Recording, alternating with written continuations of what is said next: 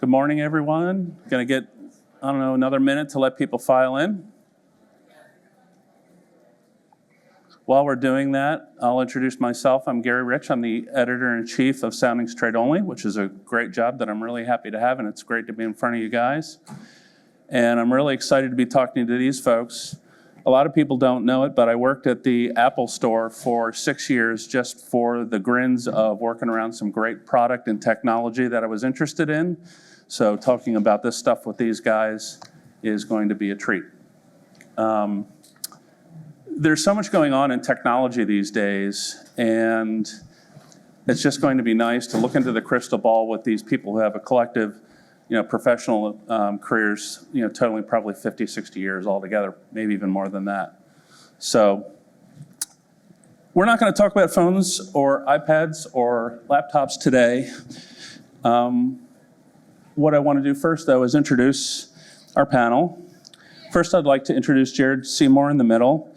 He's got more than 26 years of experience at Garmin, spanning multiple product segments, including outdoor, automotive, and marine. He's got a strong foundation in electrical and software engineering. He's led projects for product design teams for more than 20 years. Jared has played a pivotal role in Garmin's marine segment since 2013 and was named Marine Business Segment Leader in 2018. Next to me here is Zach Hutcheson, who is Chief Financial Officer at CorrectCraft, which is a 100-year-old company with global operations. Zach will become CEO of CorrectCraft in April 2026. He'll be taking over for Bill Yergin. CorrectCraft subsidiaries include 8 boat brands, 4 engine brands, 3 water sports parks, and entities devoted solely to vertical integration and innovation. The company has manufacturing facilities across 70 countries. Zach joined CorrectCraft in 2014 and has held a variety of key positions, including Vice President of Finance and Accounting, Corporate Controller, Finance Manager, and Strategic Analyst. Last but not least is Michelle Hildyard. She's the Vice President of Operations at Raymarine and FLIR Maritime. She has more than 20 years of leadership experience in marine electronics. In her current role, Michelle oversees engineering, supply chain, product management, and marketing. She's passionate about innovation and sustainability. She's driven by operational excellence and guides teams to deliver intelligent, sustainable, consumer-focused solutions. She also actively champions women in the industry, regularly participating in panels and industry events. So the first thing I wanted to talk about today is kind of the big, ugly gorilla in the room, and I think across business, not just in our industry, that's artificial intelligence. We're all kind of figuring out what pieces it plays, in our companies and how we're running our companies. But I wanted to find out from these folks how they're going to bake artificial intelligence into their products and their operations. So Michelle, can you tell us what sort of artificial intelligence FLIR and Raymarine are baking into products currently, and maybe just touch a little bit on what you see looking forward? Absolutely. First thing to answer that question is about AI is why we're so interested in AI. And for me, that's about how AI can really enhance people's boating experience. So for me, I've got a passion, and I think the whole industry does, of getting more people into boating and, more importantly, retaining them in boating. And to me, AI is the fundamental to be able to achieve that. At Raymarine, we started looking at AI over 10 years ago, and our first product was a thermal camera called the M232, which was the first at detecting people in the water. Since then, we've really continued our journey with AI.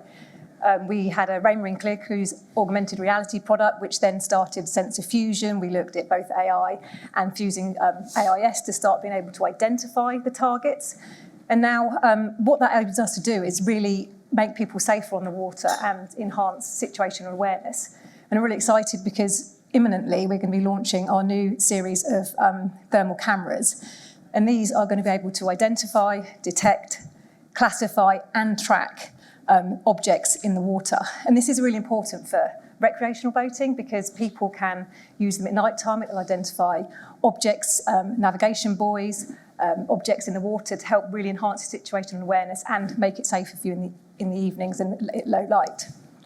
The other thing that's really interesting is man overboard situation. So if someone falls in the water, this camera will be able to not just identify and find that person, but it can then track that person. So as you're turning your boat around, you can actually then come back and find that person. It keeps eyes on that person for you the whole time.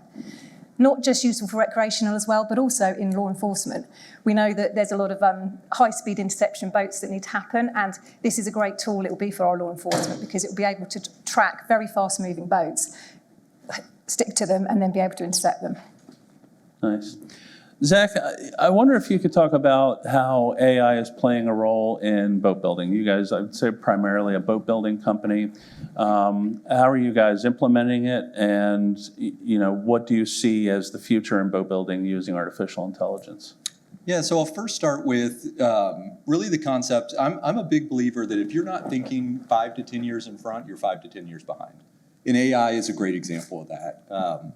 We're right on the forefront of that within our organization. We're looking at ways that we can implement that technology to solve problems.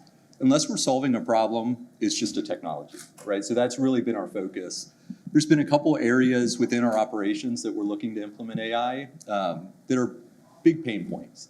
So we've got some really talented team members that have been with our companies for 20, 30, 40 plus years, and they're looking at retiring, and they have a lot of very deep tribal knowledge. We're looking at ways to use AI to help move their thoughts forward. And as our customers call and they're having a problem with their 20 or 30-year-old boat, how can we take information from all these different places within our ecosystem to answer questions from our customers very quickly? But what I mean by that is not that we're going to have computers talk to our customers. Mm-hmm. We're a really customer-centric business. But AI can help our team members answer questions to our customers that are accurate, that are timely, and they can help our customers get back on the water very quickly. So we're looking at areas like that to use AI within our organizations to really enhance the customer experience and move us forward. So it sounds like right now AI is very good for operational business. For sure. Maybe not necessarily baked into boat building at this point, but something that you guys are looking at and want to implement. So AI is the convergence, the power is the convergence of all this information, right, to make well-informed decisions. So we're also looking at some areas within the boat building process that we can have work instructions, things like that. AI can really be a huge assistance to the actual operation step is through robotics. But we're just really on the forefront of that. We're really on the forefront of that. Jared, what's happening at Garmin with artificial intelligence? A lot of different things. I think that AI is one of these terms that everything gets wrapped up under, and I think that's part of the good and the bad of AI right now. There's stuff that's basic, just automation that everybody's calling AI. We're kind of all across the board on what we use. We do a lot of automation.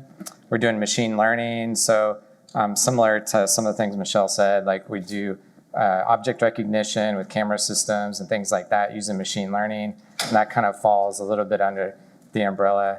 I think with the full, large language model type AI, we're trying to be pretty careful with that. There's a lot of confidentiality issues, and anything Sure. you give it will take and keep forever, and so you got to be a little bit careful about what you're sharing with these full-on AI models. So a little bit of cautious approach. Understand. Yeah.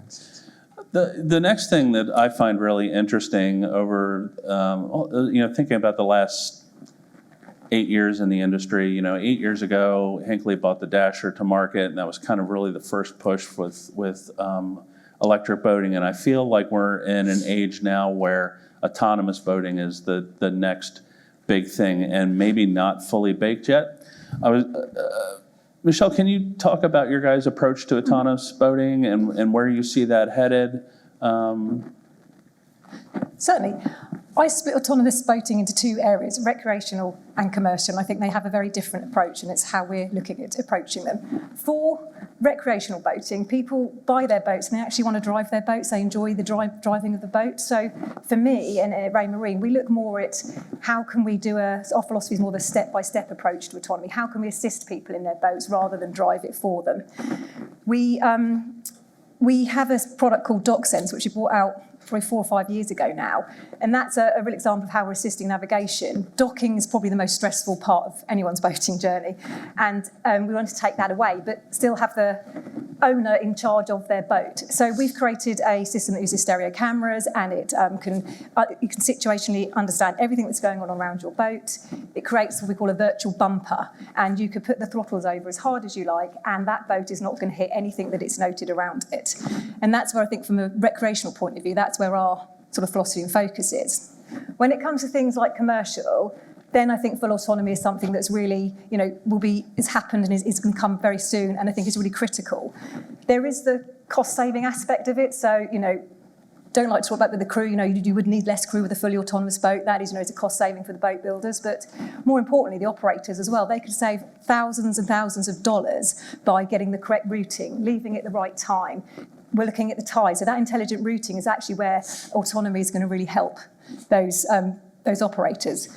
The biggest growing market, though, I see for autonomy at the moment is in the USV, and I've been told it's uncrewed surface vessels, not unmanned. I got corrected the other day. And that is just a huge growing market where we see a lot of potential. We offer radars, our cameras again into that market. And we're seeing more and more now with new chip technology with AI at the edge, where that's going to become a real reality. So rather than having to send all the information up to the cloud to be processed and come back down, that can all be done locally offline. And I think that's going to be a real big advancement for USV market. Zach, I wonder, you guys do have a broad spectrum of boats that you build, but I think you guys are best known for your water sports boats. Is there any place in that market for autonomous boating, or something that may be scaled down that is an assistive sort of technology? Yeah, for sure. First, I want to start with the distinction between autonomous boating and autonomous vehicles, right? So an autonomous vehicle is working off a grid system. Right, so you're following a street, the stoplight says green, yellow, red, it tells you when to go, you can turn left, right, but in the marine industry, it's just a different scenario. There's no grid, you have waves, you have other objects, a lot of the things they're working on, they're having to overcome hurdles that the car industry just isn't having to deal with. So the way I view autonomous vehicles, or autonomous boats, is a building block. So building blocks into full autonomous. I'm really excited about some of the things that our teams are working on and some of the other companies in the industry. And I think really the building block starts with visual awareness. So a lot of the things that you just mentioned where you have to identify objects, right, in the water. Visual awareness within the vessel. We can do things with visual awareness that can identify people in our boat and actually tell them where's the more optimal place to sit in the boat to have better performance. Right, so that's kind of that foundation, the visual awareness. Then you start having alerts. So it starts saying, hey, you need to do, driver assist. Then you can start having minimal control, especially around those pain points, the docking, the, really challenging high traffic areas, and then full engine control. But I'm a big believer in going in this roadblock. And then along that journey, you've got to look for ways to solve key customer problems. Because a lot of times with technology, we say, we're going to start here, we're going to learn, but we have to put all this money in, but the real customer win doesn't happen for 5 to 10 years.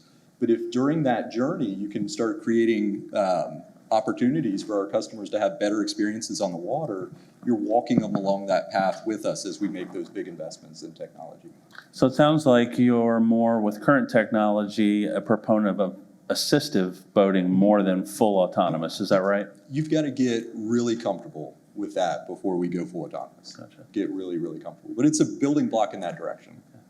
Jared, Garmin has done a lot of collaboration in this area. Can you talk about when you see this? Maybe I'm wrong and you guys can correct me, but it feels like autonomous boating isn't completely fully baked yet. So I wonder if you could talk a little bit about your partnerships that you've done at Garmin with other companies and where you see the roadmap for autonomous boating going. Sure. Yeah, I definitely agree. It's not completely baked for sure. I think there's a lot of companies out there trying to help dock a boat automatically. I mean, and that is the most stressful thing, like Michelle said, that for a boater to do. I think what you're asking about the partnerships and things, that's really our approach at Garmin to it is we want to build the right tools to help the engine companies, to help the boat builders design, whether they want to do full automation or they want to just do automated docking or just even some piece of it, whatever they want to do. We're trying to build the tool set and have all of those to help our customers essentially achieve what their goals are. So trying to support it every way we can. So you have an engineering background. I guess my question is, it sounds like autonomous boating is hard to do. It's a hard task. It is, and it's a different problem, I think, than the car side, like Zach pointed out. That there's a lot of, in the car side, there's one benefit that the road doesn't move. Plus, there's a lot more detailed mapping and things like that available for roads than there is in the water, and things change. The sand changes, things like that change. It's a dynamic situation more than some of the car examples. So I think it's just going to take time, and I think everybody is trying to take a stepped approach to it for the most part, from what I've seen, and we're trying to be part of that and provide the best technology to help with it. So pivoting from something that isn't fully baked to something I think is fully baked is, and something that boaters expect these days is connected boating, being able to take a look at their boat, see what the battery voltage is, how many cycles their bilge pump is done. Zach, how are you guys using this at Correct Craft to improve the boating experience? Yeah, and I totally agree with you. This is here, and we really need to have this part of our product roadmaps, and their Correct Craft companies have been focused on that. So in 2019, actually, Correct Craft, coming out of our innovation lab, started a company called Osmosis Technologies. So Osmosis is our telematics platform. We have over 10,000 units in the field right now of connected boats, and that's primarily through our Nautique brand and our Centurion and Supreme brands. It's a game changer. Yeah. It's a game changer. Oftentimes we liken it to what we do with our vehicles, but it's way more powerful than what happens with our vehicles, because we're not with our boats all the time, right? So on average, you're using your boat 15, 20 times a year. The rest of the time it's sitting, and sitting boats, have problems. I know, for instance, I keep my boat about an hour away from where I live. And so when I show up, I want that boat to start. I want the battery to work. If I need to get fuel, I need to know that before I get there. And unlike my vehicle, where I parked it in my driveway the night before and I knew exactly where it was, I can't oftentimes remember the last time, how I left that boat. So connected boats, they're just a requirement now. And really proud of what our Osmosis team, our telematics company, has put together. They focused on diagnostics, so we've started integrating that with our engine platform. So, when a customer goes out on one of our products, we want them to have an amazing experience. Mm-hmm. And if we can identify problems before the user knows that it's a problem, and we can connect with our dealer, and the dealer knows about it, and they can go correct that at the right time. They're not working on it on Saturday when they should be out, Sure. with the boat. They're working on it Monday to Friday. The dealer, that's really important to the dealer, so that getting qualified labor is a big challenge at the dealerships. If they can schedule that Monday to Friday instead of a hot item Saturday when they have a really upset customer, that's good for the dealer network. So integrating all of that into one single platform is really powerful, and it's not the future anymore. It's already here. Nice. Michelle, would you like to talk about connected systems and what you guys have going on at Raymarine? Do you see it as a fully baked technology right now, or do you see room for growth? Oh, there's room for growth as well, but I think, Zach, you're 100% right. It's that people only using their boat for a short time of the year, and when they get to the boat, you want to maximise that time they have in the water. You want to be able to check that you've got enough, what fuel level you've got, all these things before you get there. And I think that is where we in the electronics industry can really help make that happen. So we started probably about 10 years ago with a partner doing remote monitoring, and then we've designed our own product as a Yacht Sense. It's got an ecosystem. It's a bit before Starlink, so we had things like a digital switching system. We've got a 4G router, and we've got an app. So sort of basic remote monitoring, see basic things. But we know we needed to go a bit further than that. And about 3 months ago, we acquired Maritron, which has really changed for us how we can support what I think you're trying to achieve on the boat, Zach, which is basically having that full connectivity. And Maritron brings with it a full suite of products that, it's got all the sensors now. So when a customer wants to have a full system to be able to see what's going on their boat, they can use a lot of the Maritron sensors and the systems to be able to put that system together to monitor what's my fuel level, is there a security alert going off, is there a bilge alarm going off, and what does it mean? And they've got a great technology called M-Connect, which takes all the data from all the systems on the boat, pushes it up to the cloud, and that's where you can start getting really clever, and you can start thinking, okay, so predictive maintenance, this technology can now start telling us when do I need to maintain my boat, my engines, anything on the system, but also start identifying problems. It can start learning. Boat has operated this way for so long, and then all of a sudden it's not. Is there a problem? Is there something we need to actually be looking at? I think that's really where the technology from the electronic side where I'm in, is that's how we're going to support, I think, what you're trying to achieve, Zach. So Jared, I'm going to pivot to the engineering bit of this again. We all kind of know how this tech works, and we all know what boaters are expecting. Where do you see this technology advancing? What kind of new things do you think are going to be coming out that people don't have now that are related to connected technology? Well, I think it is here and now, and it's been there for many years. I think what is changing around connected technology is it's getting more accessible. So I think marinas, have a lot better Wi-Fi connectivity than they had 5 years ago. There's satellite connectivity. We have a connection through satellites through our InReach program that you can send pictures, messages, things like that through. All that is getting more accessible, and I think that's going to drive some more use cases besides the standard thing that is kind of out there broad now with battery monitoring, things like that. So it is nice to know when my brother steals my boat, though, so because I get a nice alert the minute it leaves the dock. It doesn't put fuel in it. Yeah, of course not. And then I can measure how much you use. So. Yeah. But no, I think it's more accessible, and there's a lot of new technologies that are just getting higher bandwidth out there that has been pretty limited in the past.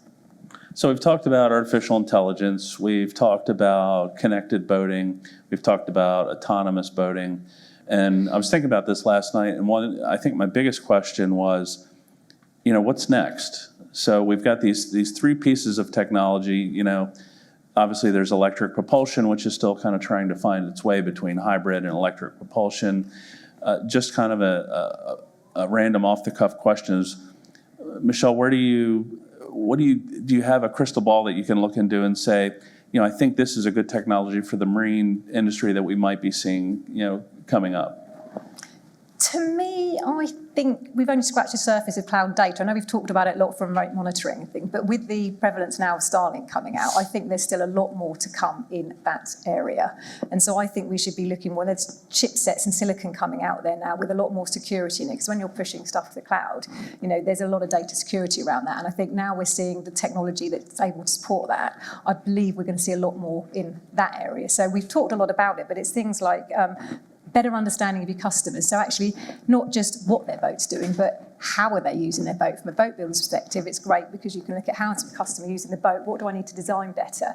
From an electronics point of view, it's getting all that information from the customer, understanding how they're using their electronics, what features and functionalities they're using, because then we can design products that are going to meet their needs and wants. So it's not about just, you say, the next technology, this is a great technology, I think this is going to be a great feature, I'm going to put it in my product. It's more about actually what are the customers doing, what are they using, where can you see their pain points, gathering all that data, analysing, and actually, spending more better value out of product development into finding products that people are actually want and use.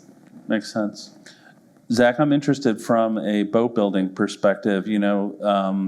I've been to tooling factories, and I've been to large boat building operations, and it seems like robotics is something that's starting to be kind of toyed with. There are some sanding robots, there are definitely some welding robots. Is that an emerging tech area that you guys are seeing a lot of growth in? For sure, for sure. So robotics are really interesting to me. When we first started looking at robotics 8 to 10 years ago, they were very complicated, and it took a lot of. You had to grow your software team to write the code to have the robot do exactly what you want to do. That is changing very quickly.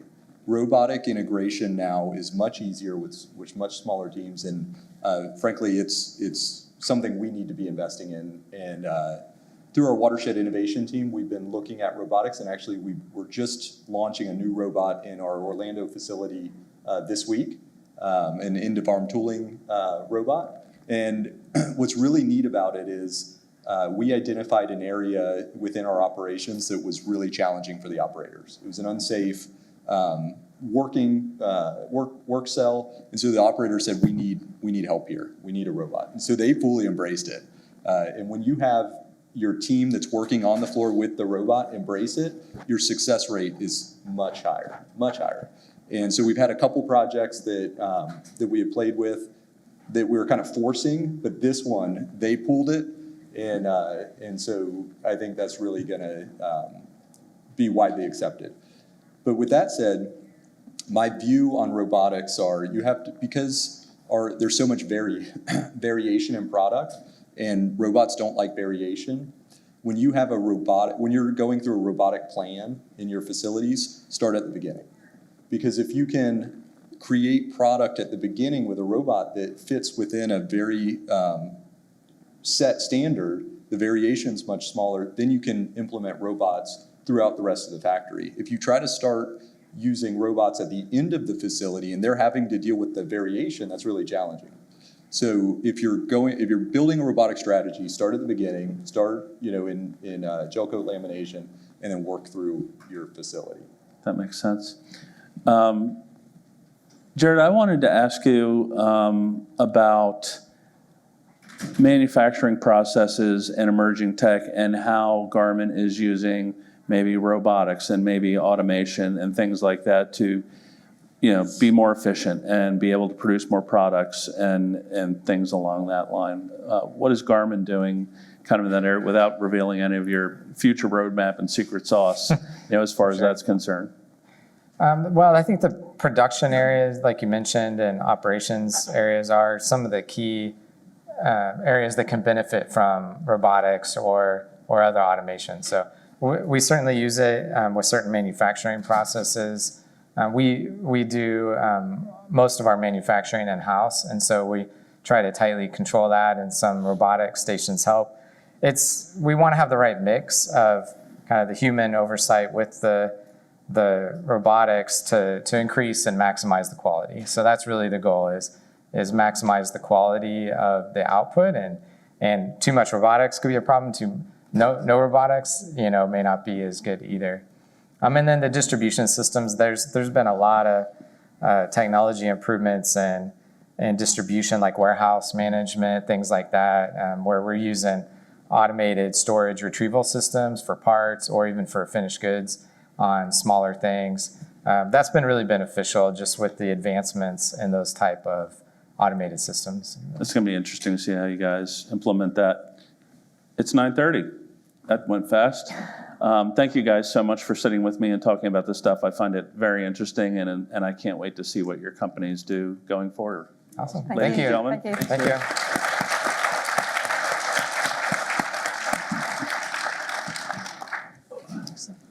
Thank you so much. Jared, thank you. Really Absolutely, appreciate it. Yeah. Thank you. Thank you. Yeah, Thanks nice to for meet you. the Absolutely, feedback John. yesterday. It was very helpful. No worries. Yeah, I just thought.